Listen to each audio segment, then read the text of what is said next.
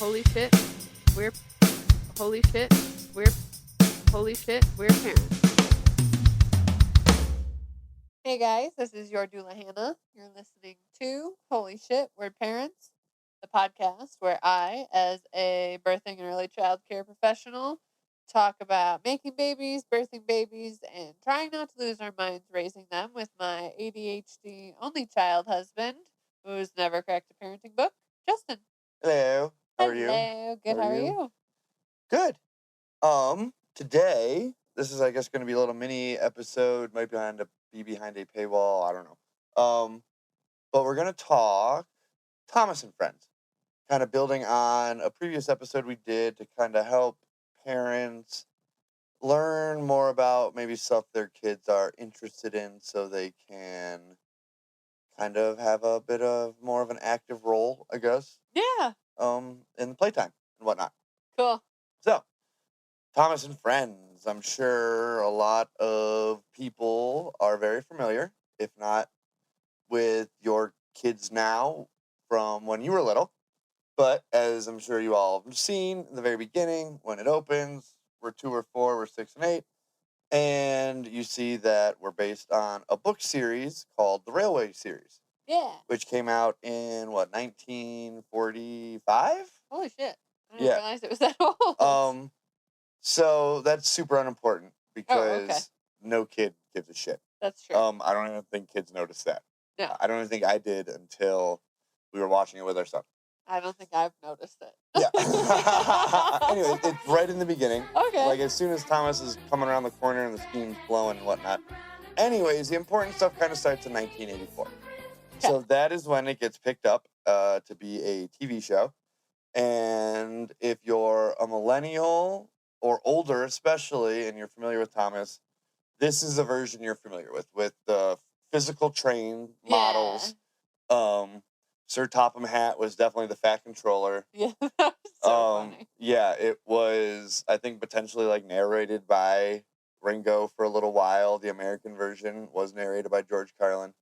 I think they'll come up again later in this episode. So I did not look into why, but now I wish I had, and I might drop this in when I'm editing about why the fuck these two dudes were so involved in this. Yeah. Yeah. I don't know, maybe they just love trains. Maybe. Which, I get it. I mean, I wasn't a train kid, but as I've grown up, I think I've learned to appreciate trains a lot more, and especially, like, Thomas.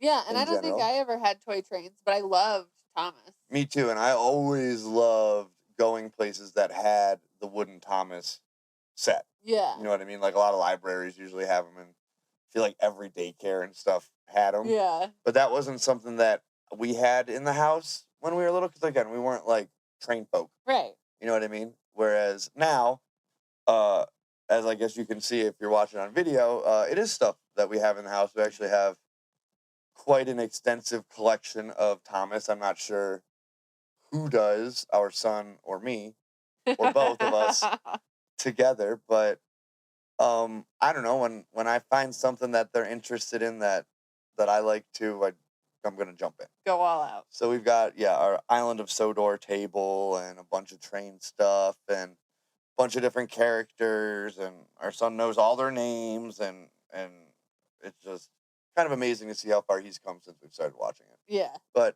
anyways, so again, so seasons 1 and 2 of this 1984 version. I think a lot of us, even though we are in the States, probably if you're listening to this, if not, well, cool. Hey, good day.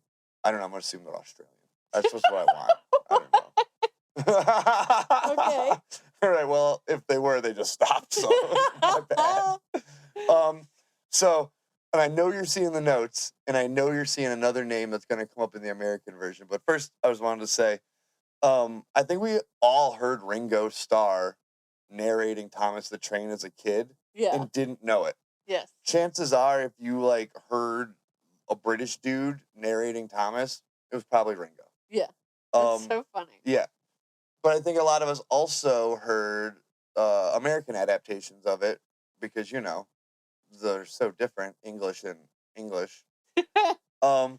So yeah, like I mentioned, one of the narrators on that was George Carlin, which, comedian, and Alec fucking Baldwin. Yeah, what? I don't know. I did not like double fact check that. Maybe you can while we're like doing this Okay. right now, but yeah, that was just something that came up.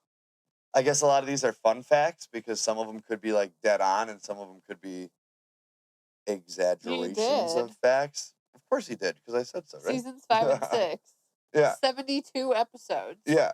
What? So it's hilarious, like the people you heard telling you about Thomas, that some of them would be the last people you would ever expect. That's so weird. Yeah. Like for me, George Carlin and Alec Baldwin are probably never on the list of, hey, who are the narrators for Thomas the Train you watched when you were little? You know what I mean? Well, and also they're just such different people. I mean, I think all three of the names mentioned are. Yeah.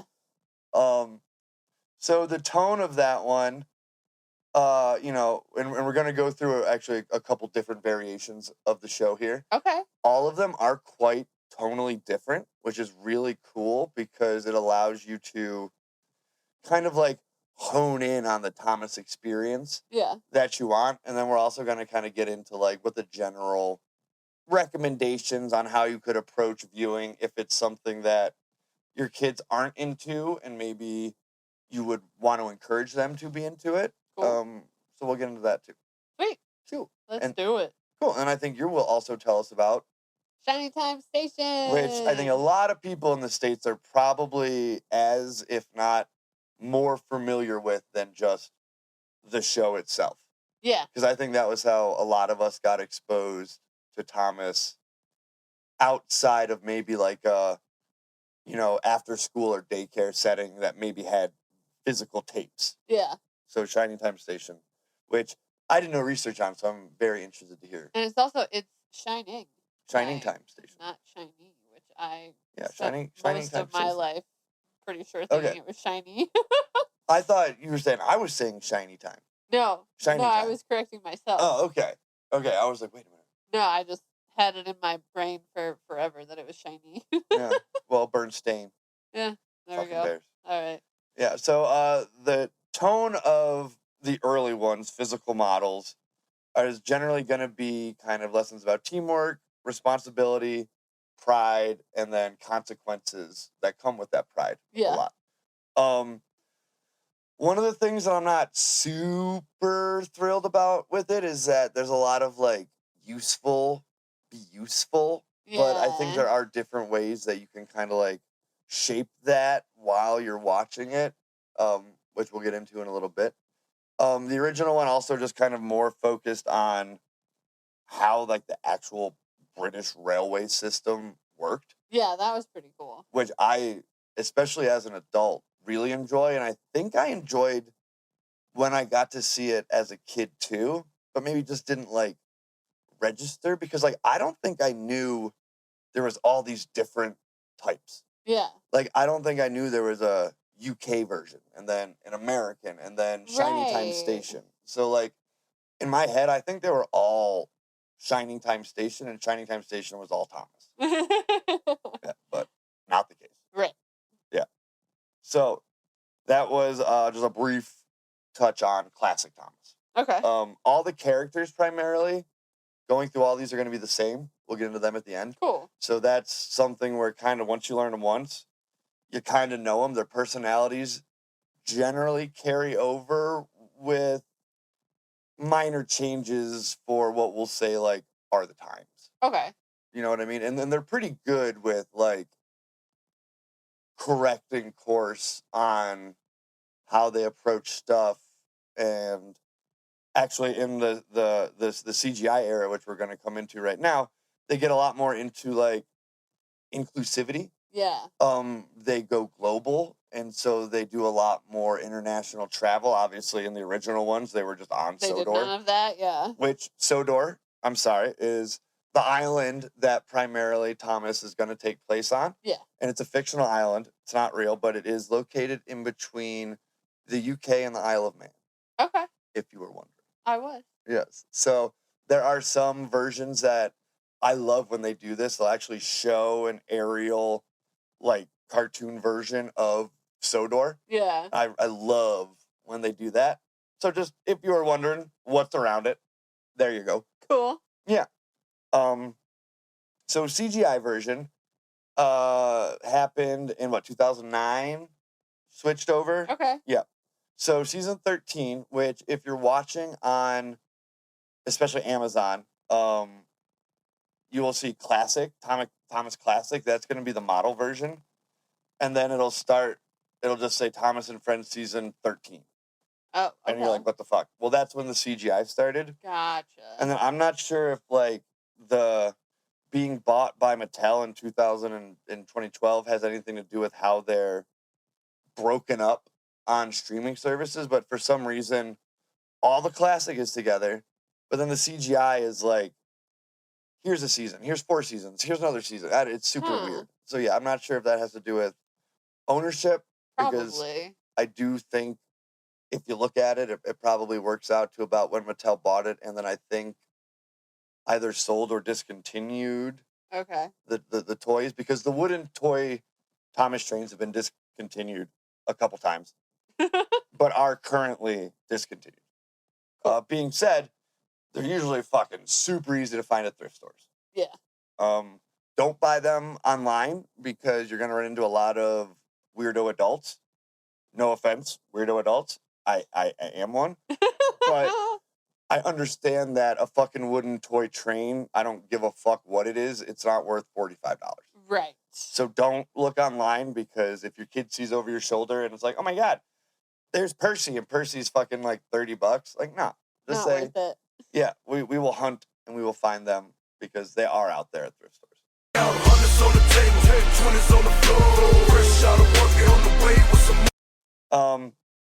So the CGI version, pacing picks up, I think, to adapt to quote unquote shortening attention spans, which don't get me started on how I think that's a bunch of bullshit. So it's quicker paced, and again, like I mentioned, introduces a more global scale. Yeah. There's international characters. There's a lot more female characters involved. Where originally I think it was just maybe Emily. Yeah. And then when women were kind of portrayed, it was very much like the, lady role of England. You know what I mean? So that changed over, which is really nice to see. Yeah, Big World, Big Adventures in 2018. So kind of smack dab right in the middle of that, which is the global shit we're talking about, was like a miniature reboot of it. So again, I'm sure if you check those seasons, they'll line up maybe with how shit's divided. But like, I don't know. As a kid, I don't think they care, because it's just Thomas. Right. They either will kind of gravitate towards the model version or the CGI version. Yeah. You know what I mean? We're kind of fortunate. Our son, I kind of did like a dual introduction, because I was raised on the model version, but I was like, oh, there's a newer version. He had a dual introduction to that, so he kind of accepts one as like a during the day thing, and then like the model one with the slower pace is kind of if we would have it on in the evening. Yeah. Kind of like that. So that's a route you can take as well. What else? Faster pacing. Oh my God, the faces actually start expressing, which is nice, because I'm not gonna lie, a lot of the model years are kind of creepy. Especially when they're just fucking like dead smiling. Right. And then do like an eye roll. Face. Oh my God, an angry face. Yeah. I don't know what's worse.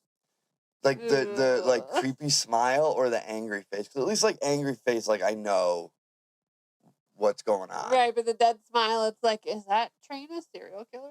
And the answer is yes. No, I'm serious. There's a lot of like weird fucking storylines where like trains are like trapped in tunnels for years, or left somewhere and forgotten about, or like punished by being made into a generator. Yo, that's one. That was wild. I was watching that like, is this happening? Like are they literally telling this train that he's gonna be punished for being bad by being made into like a generator, which means his wheels are taken off and he's just stuck?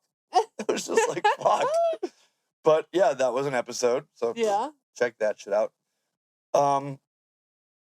That's going to bring us into the more recent, which I'll admit, it's growing on me. I was not a fan initially, but I do think that was like a lot of get off my lawn bullshit because, what is it? All Engines Go. It's like, Is that the cartoon one? yeah, the Bubbles Okay. that our son likes. Yeah. The Bubbles episode. It's like Teen Titans Go meets Thomas. So, Okay. and if you're not familiar with that, it's like they took the obnoxious kid from your class and they made all the characters of the show that. Is what maybe I initially thought. Okay. I do now kind of have more of an appreciation for it as like a toddler level introduction to this super awesome world. You know what I Yeah. mean? That is Thomas. So it's going to be super toddler based, very cartoony. They don't follow any sort of train physics at all.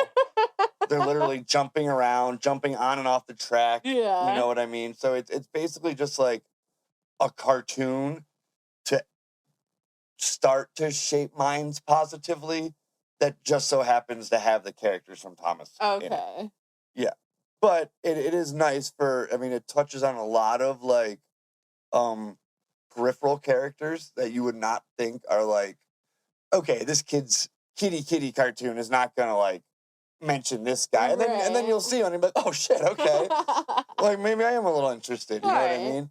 Yeah, and it does allow for a little bit more fun to be had. Yeah. Because in the other two, they are a bit more strict to these are trains. They work in a train yard. Whether or not they're driven or drive themselves is a little up in the air, I think, Yeah, for me. we've been trying to figure that Yeah, out. that's a comment if you've got any input on that. Are the trains driving themselves or are the men in the trains? Because if you watch the CGI version and in the model version, there's always a person, Yeah. at least one, in the train, and they are generally acting in a similar way to the engine that they're working with is, which is Yeah. weird. So it's like, are they controlling the personality of the train or is the train controlling these humans as if they were limbs? I don't know. Yeah. Don't do drugs while you watch Thomas. So yeah, All Engines Go, 2D animation. You know, it looks very bright, very colorful, very, you know, shapes, very happy. Yeah. Very toddler. Very toddler. So we kind of touched on Sodor a little bit already. There are multiple railways. This is something that you literally do not need to know anything about initially.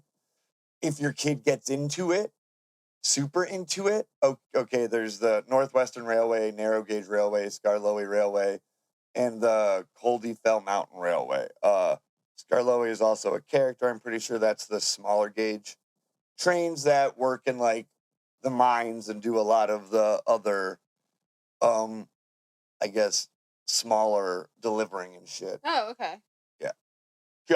So, gonna hop into maybe some main characters. I guess we can start with Sir Topham Hatt, aka the Fat Controller. My man gets a bad rap. He's a fat fuck, but I don't think it's his fault. I think it's how he was carved. And then animated. But he is the manager of all the railway system on Sodor. If shit's happening with a train, he knows about it, should know about it, is gonna know about it, and probably be pissed. He's super fucking hung up on, especially in the earlier versions, having the engines prove and uphold the fact that they are very useful engines, which I don't know. I've got some notes later on that we'll get to about how maybe to frame that, but that's just one of the things that I'm not super thrilled with Thomas about. But I think one of like the ways you could frame it is just like, well, what does useful mean?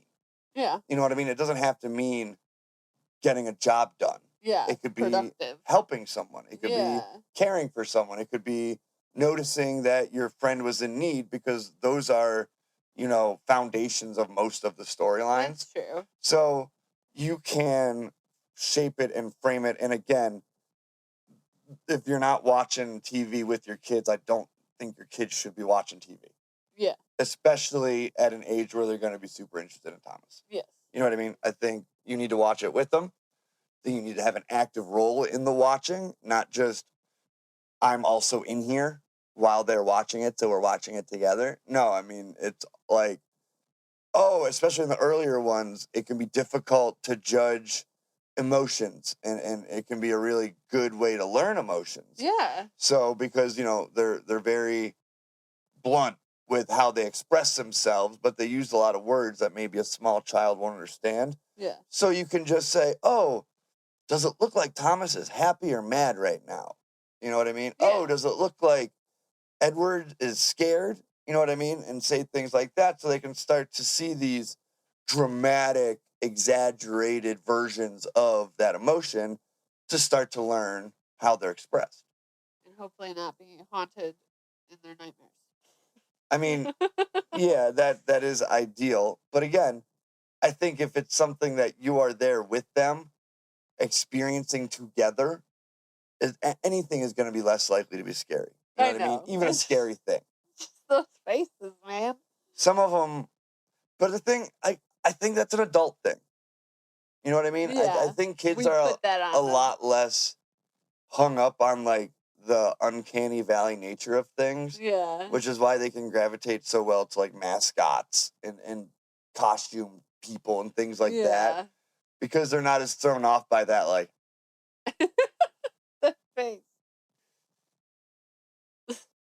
Our listeners can't see you. Oh. I was making a creepy face. Yeah. Okay. All right. So characters. We got Thomas. Yeah. He's a tank. He's Yes. blue. Number 1, cheerful, eager, optimistic, super impatient, usually full of himself. I think a very good, what's the word, avatar for your child. Yeah. Especially if they're watching it around toddler age. Yes. A very great character for them to knowingly or unknowingly see themselves in, because a lot of Thomas is eager to help, which most toddlers are, very eager to help, but don't always know how. And that lack of knowing how and then not asking can lead to issues both for Thomas and your toddler. Yeah. And that like impatience. Yes. Which like is often a key factor in Thomas-based episodes, which is another cool thing, is that they're not all Thomas-centric. Right. Which is nice. So if like maybe your kid doesn't see themselves in Thomas, there's plenty of other opportunities and a wide array of personalities like represented. So then we can get into like Edward. He's like more wise, kind, patient, steady. I think can kind of play more of a role of older sibling. Okay. Somebody like that. Cool. Then we're gonna get into Henry. He's number 3. They've all got numbers on them. They're not Edward super. Was 2. Edward was 2. Yeah, they're not super important, but they're there. So Henry, he's green. He's sensitive, strong, and he can be kind of anxious. So again, very relatable. I think also to maybe a lot of firstborns, especially as they have younger siblings who start to get into an age that's no longer baby. Yeah. So I think again, it's good to treat all characters fairly on the show, I think, when you're watching it, because you don't know who your child is going to relate to most now. Right. Or in the future. Yeah. Then there's Gordon, number 4. He's the big guy. I think he's meant to be more of like an adult figure. He's very proud, full of himself, boastful, thinks he's always right, which I think is how kids can see adults a lot. Yeah.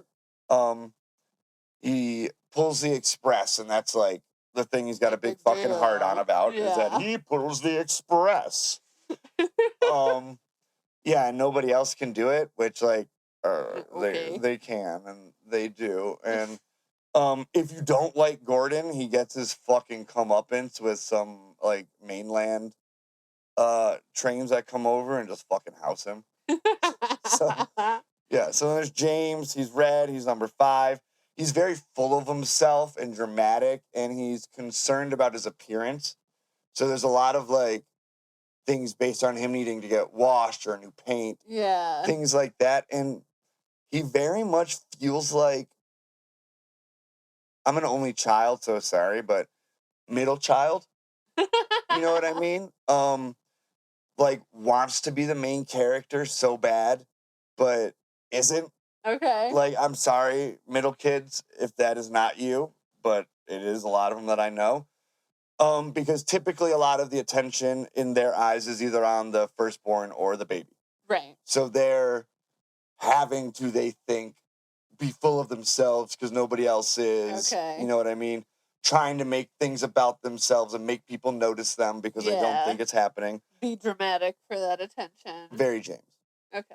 Yeah. Yeah. Percy, he's 6. What is he? He's green. Oh my God. I not even forgot about that.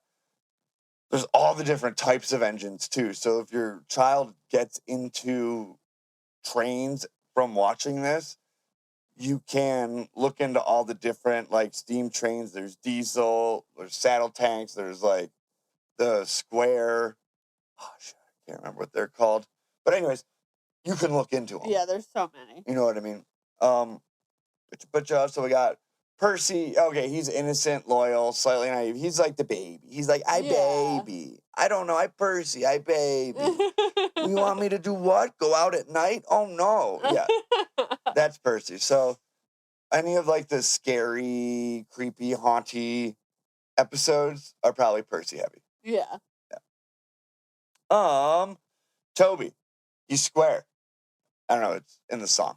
Like, poor guy. He's just kind of like the brown tram engine. He's square. He's gentle. He's dependable, and he kind of gets taken advantage of. Yeah. Because he's just kind of an old fashioned guy and just wants buddies, I think. And yeah. There's also I'm not gonna mention them and stuff right now, but some like really ancient engines that get brought up, and like it actually shows how old steam engines used to work. It's pretty fucking cool. One of the original female characters, Yeah. I think maybe the only female character, was Emily. She was always badass though from her introduction. Like I think initially there was like literal gender bias on the show. Yeah. I think Gordon was a fucking prick to her. Yeah. But I think she like gave him his fucking business and shut him up because she like, I don't know, like very much has this level of respect amongst the other engines that a lot of the other engines seemingly her age, I don't know, don't have. Yeah.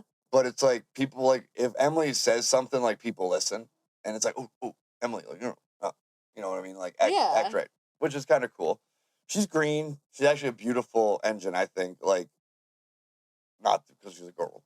But they do take extra effort though to like make her prettier. Right. Which they do with a lot of the female engines, and I don't hate it because they do look really cool and nice and like not like feminine in the way that cartoons did it in the 90s. Yeah. You know what I mean? They didn't just like put tits on it. You know what I mean? They actually like give them just like they select more feminine shaped or like reminding, I don't know what the word I'm looking for is, engines to model them after. And I don't know, I think that's cool. Yeah.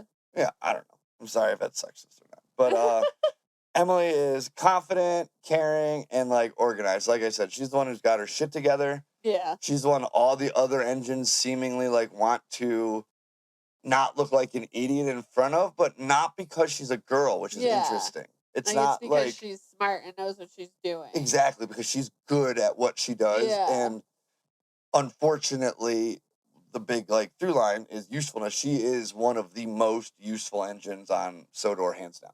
Yeah. So like again, she's kind of a latecomer, but once she comes, she's awesome, and she, I think, very much sets the standard for how females are portrayed on the show. And I do think as other female girl engines, I don't know what the fuck to call them, are introduced, up until the All Engines Go, I can't really speak on that one. But they're all pretty fucking badass. Yeah. Like, they're some of the most badass characters on the show, I think. There was this very interesting thing initially they did, which I don't know how I feel about it, but they very much framed this steam versus diesel engine battle. Yeah. Like, almost like, I don't know if it was like racially driven or class driven or like what was happening behind the UK at that scenes. time, yeah. That was driving that, or if it was just like a fear of change. You know what I mean? And that's what it was representing. But a lot of the diesel engines are very similar looking, and they're all very similar acting. And the fact that they were kind of made to be the bad guys initially, and to be like sly and manipulative. And even later on, when they're not the quote unquote bad guys, the diesel engines seem to be the ones that are more gruff. Yes. Like, there are very few of them that they allow to have full ranges of emotions, like anxiety and fears. There are some, but very few compared to the steam engines. Yeah. So I think we're just gonna take a quick pause so I can. You ever watch Thomas the Tank Engine? Here we go. You watch something nowadays, what is it, huh? Nothingness. Twists, violence, drama, no message. What's the point, huh? What are we supposed to learn? Everything I learned about people, I learned from Thomas. Oh, you had to bring your sticker book, did you? I always bring my stickers with me, you know that. Take Tangerine here. He's a Gordon. This blue one. And Gordon is the strongest, the most important, but he doesn't always listen to others. What's that now? I mean, some people are Edwards, wise, kind. Some are Henrys, hard-working, strong. Some people are Diesels. Fuck me. That was the trouble. You, though.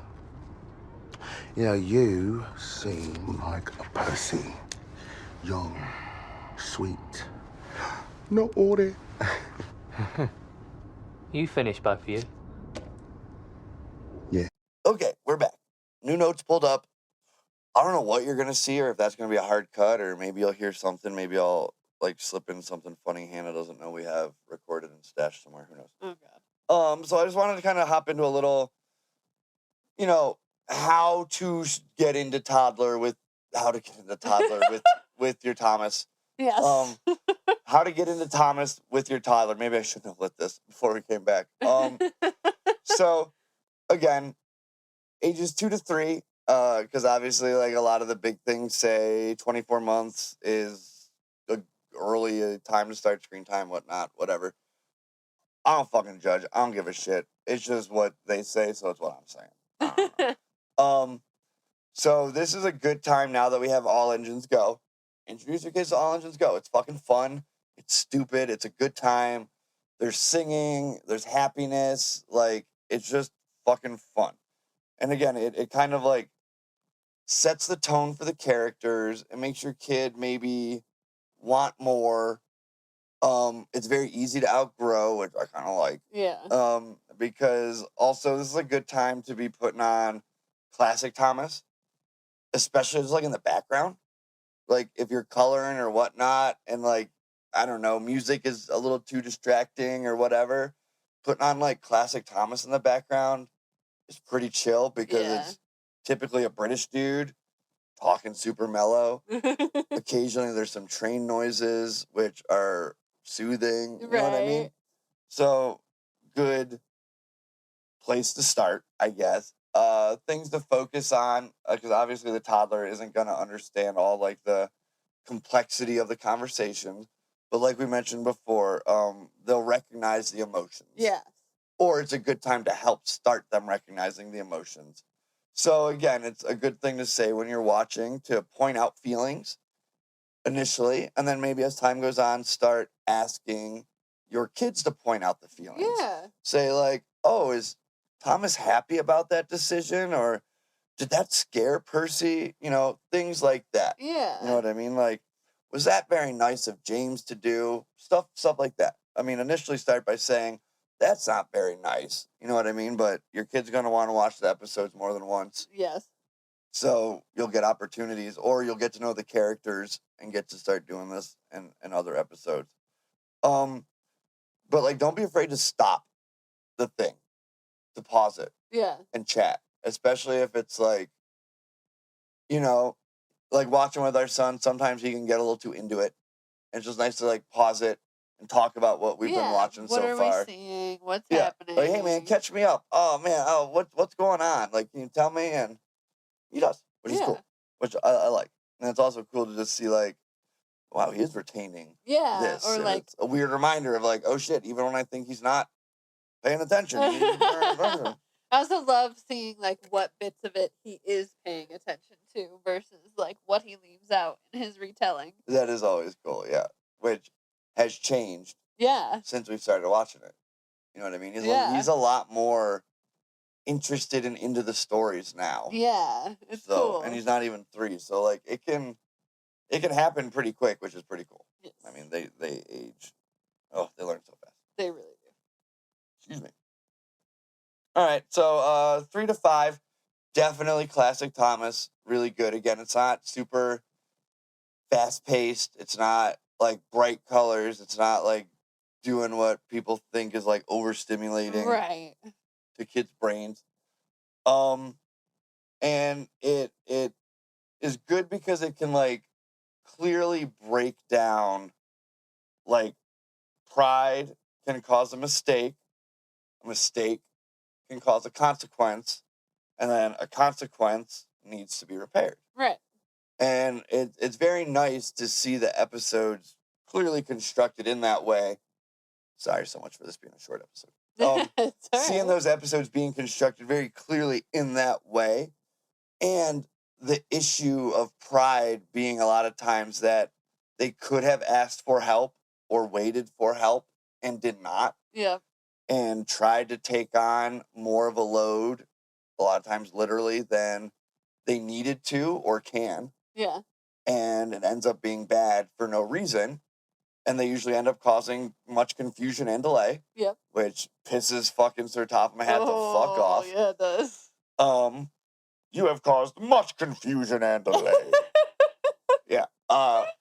So, you know, again, I do want you to be watching it with your kids so you can explain to them, hey, getting your job done is not what makes you useful. Yeah. You know what I mean? Like helping your friends or, you know, doing a task properly, even if it means asking for help. Yes. The first time is more useful than having to redo it because you were too afraid or too proud to ask for help. Yes. Initially. You know what I mean? So there are ways to frame even like some of the more, I don't want to say questionable because it's not like it's, like honestly the most questionable thing about it is that there's like no black people working on the rail yard, which is just like, come on, 1984, you should have known better then. Like, what the fuck? Yeah. Like, there should have been everybody working on the fucking thing. I will say the nice thing about the CGI version, though, is they kind of squashed that by every single person, human, who works for the trains that's not either Sir Topham Hatt or his assistant is fucking identical. It's creepy as fuck. It's they all creepy. look exactly the same. Some of them are dressed different, some of them aren't, but it's just like creepy, which furthers my theory that they're just extensions of the engine. They're just like fingers. You know what I mean? Like we all have fingers. Well, sorry. But if you don't have fingers, fuck. We definitely have friends that don't have fingers. I know, that's why I'm like, they got some.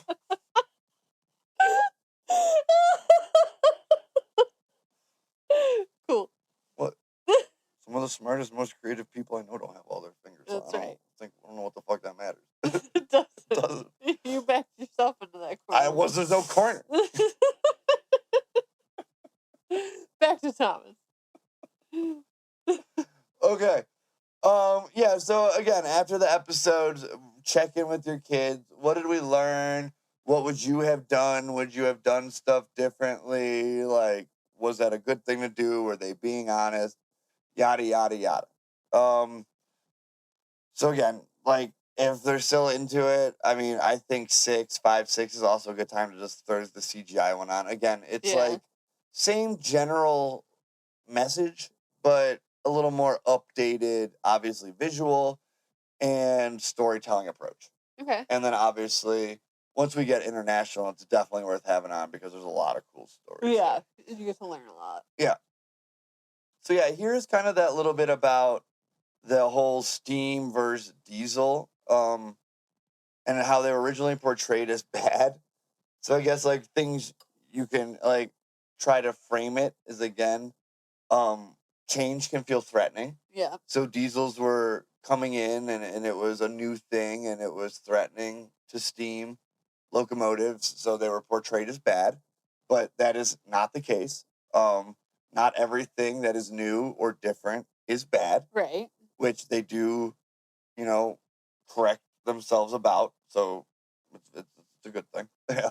Initially they don't, but whatever. They figure it out. Yeah. And then sometimes fear of all sorts of things can make people unkind and be mean, especially if a person or a type of person is what that fear is based in. Yeah. They can be mean to that person or to people like them and maybe not know why.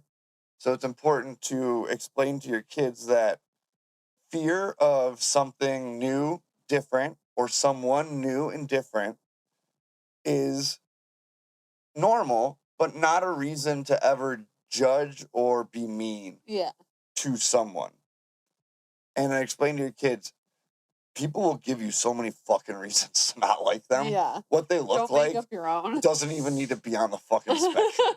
Like what they look like and who they love and are interested in. There's so many other fucking reasons to not like people. Exactly. Like if those even come up, that's a pretty good fucking person. You know what I mean? If you're able to get that far down the list, it's not even on the list. Yeah. So, anyways, again, a lot of it is just like talking to your kid. And I think Thomas is a super easy one to watch with your child because it's not super obnoxious. It's not super repetitive. And again, I think the toys are fucking cool. They are cool. They're timeless. They're cool. They're tangible. It's big for like, if you don't want your kids to only be engrossed in the screen, getting the toys and then maybe watching an episode or two and then busting the toys out and trying to set Sodor up with them and, hey, how would you set it up? Or what would you have done in this situation? And you can actually physically act it out with them and put them, as close to being in some of these situations as they can be while being 100% safe. You know what I mean? I think this is a very easy show to do that with, which is great. I mean, use this. If you're not the most creatively fun person, we just watched this episode. Let's make our own version of that episode. Yeah. You know what I mean? I think that's super easy and super fun and super approachable for parents of all creativity levels. Absolutely. Because you can buy as much physical, like, interactive, like this bridge, like it makes noise when they go over it and lights up.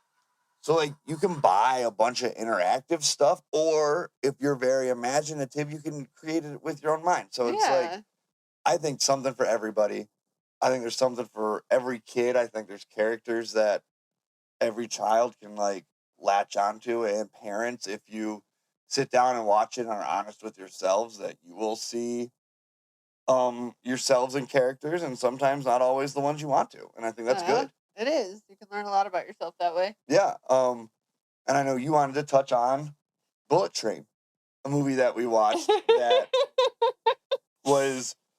I was not expecting this. Right. Super Thomas heavy and made me cry. Right? Yeah. Talking about, like, are you a Thomas or are you a Gordon or Yeah. are you a Percy? Yeah. Or are you a diesel? I think you're a diesel. You're a diesel. Yeah. So in that, diesels were the troublemakers. And then Thomas was like the pure heart of gold. Oh my God. If you haven't seen Bullet Train, it's not related to So Thomas at good. all. Don't watch it with your kids. It's a Oh Brad God, Pitt please movie don't. that came out a while ago, but it's one of those just like over the top John Wick style, but like bright colors. Yeah. Like John Wick neon, Brad Pitt instead of Keanu. Yeah. Yeah. Do you want to just do a quick Shining Time Station? Yeah. So Shining Time Station actually came out like around Shining Time Station. because the model version was in 84, right? In the UK. Yeah. So Shining Time Station came out in 89. Oh, okay. It's not long after. Yeah, and it was actually a way to introduce Thomas to the US, and Oh. it like wrapped up the Thomas stories within live action storytelling because Yeah. they thought that would be better for American audiences. Yeah. Well, yeah. I was gonna say what? Because we're dumb. Well, Yeah, like, kind of. me as somebody who loves Shining Time Station, like yeah. Yeah. But yeah, like that was literally it. It was made with a producer from it was co-created by one of the British producers and an American producer, and was to frame the stories within a larger storytelling context that would appeal to American kids. Premiered January 29th, 1989 on PBS. Uh-huh. And Oh man, yeah. So that's why it's so near and dear to us because that was like prime fucking PBS. right. Like the late '80s, early '90s. Oh, And so it ran as a regular series till 93, with specials continuing to 95. And the reruns aired through 98 on PBS and then on Fox Family for a year. And then Nick Jr. in 2000 to promote the feature film Thomas and the Magic Railroad. we just watched that. Yeah. Yeah, actually, we're in the middle of it. So it took place at Shining Time Station, which was a fictional train station on the Indian Valley Railroad in an unspecified part of the United States. The station got its name from an event in the past when an ancestor of the station's manager, Gracie Jones, used a lantern to warn a train just in time, leading to a grateful engineer saying that he'd seen her light shining just in time. And they actually had like a full episode going into how the station got its name. Yeah. But there was Stacey Jones, the station manager, and I can't think of the actress's name, but it was Frenchie from Grease. Yeah. Mr. Conductor, a magical tiny man who lives in a mural and introduces the Thomas stories, and Ringo Starr played him in season 1, and then George Carlin took over. Yeah. So again, that crossover from the original Thomas series. Which it's funny because in my head I was like, that was definitely Ringo Starr, and then I'm like, no, that was definitely George Carlin. And so like, right? Hearing you mention that before we recorded, I was like, okay, that helps my brain. Yeah, so I mean, it played a key role in helping Thomas the Tank Engine become popular in North America. U.S. broadcasters likely would not have aired the British series in full length without it. I can understand why, though. Yeah. Like, it was a little slow. It was very British railway based. Right. So I think they were able to take a little bit of that out and incorporate a little bit more of, like, the American railwayness with the live action. Well, and, like, I remember watching it after school, and that was, like, my favorite part of it, was it felt like the kids that showed up there were coming after school. Oh. And hanging with the station manager and listening to the stories. And it's just like a very nostalgic thing and like a pretty cool way that they kind of brought Thomas to the US. Yeah. The big negative about that, and I don't know if it's like rights or what, but it is so fucking hard to find a quality version of it. Like, the best I've been able to track down are like obvious VHS rips. Yeah. But They're I don't know quality. if it is just on some like bizarre streaming service like Kids Video 47 or like some weird ass fucking subscription thing that I never want to sign up for or what. But no, I think even on like archive.org the rips are not super great. No, and they're hard to watch. They have a lot of them. Yeah. Oh, some are like almost give you a fucking headache. Yeah. It's so, the tracking and shit's so off. It's a bummer. So I guess that was our quick Thomas episode. Hopefully you learned something. Hopefully not. Hopefully just, if you hated Thomas, I don't know, you're less of a piece of shit now. I don't know. I'm sorry. I love Thomas. I think it's great. I think it teaches great lessons. I think it's one of the few franchises that has endured as long as it has. And like, I don't know, all aspects of it hold up. Yeah. Like, for the most part, you know what I mean? Like, there are some things that if you do sit down and think about it, like, you know, I can imagine if I was a black kid sitting down watching Thomas, I'd be like, why aren't there any, like, black models? You know what I mean? Right. Like, but fortunately, one of the main characters of Shining Time Station was the black kid. So, like, Yeah. they did try to sort this shit out, which They did. I also respect about it. Yeah. Like that's one of the best things I think you can ever do is recognize that you have been wrong or could have been more right about something and acknowledge it and change. Yeah. Yeah. I think that's a great example for everyone, especially kids. Exactly. Cool. So that's all I have. Follow our complimenting podcast, Holy Shit, We're Aging. And holy shit, we're pregnant. Follow me or follow this on Instagram. This podcast. There we go. This all of podcast this. on Instagram at Holy Shit We're Parents. Like and subscribe wherever you're watching or listening. Follow me at Daddy Muscles. And I'm at your doula Hannah. And we'll see you later. Bye. Holy shit, we're parents.